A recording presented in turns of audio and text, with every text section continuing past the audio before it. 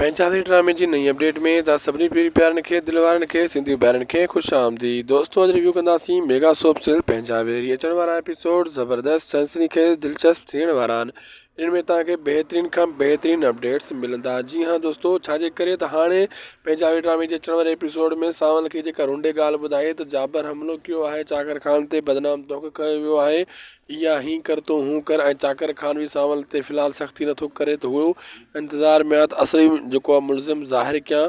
ऐं जॾहिं हुनखे घर में ज़हर ॾिनो वेंदो पोइ चाकर खान खे ख़बर पवंदी त हीउ दुश्मनी मुंहिंजो ॿियो आहे, मां सावल ते नाहक शक कयां पियो, छो त सावल मारे सघे थो लेकिन ज़हर नथो ॾेई सघे, ज़हर त घरों ॾिनो वेंदो न, त हू सावल त परे आहे, कीअं थो ॾेई सघे। पोइ अंदाज़ो लॻंदो त हीउ घर में ई दुश्मन आहे, जंहिंजे नाले सावल अॻे चवंदो उहो दुश्मन ज़ाहिर थियो आहे।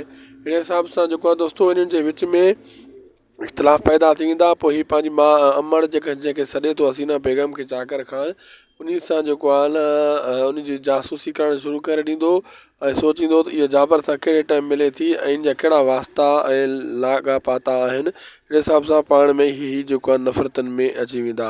वीडियो पोइ पंहिंजी पुॼाणी ते अगरि अपडेट तव्हांखे सुठी लॻे त शायदि कुझु वर्क खे सब्सक्राइब कंदा।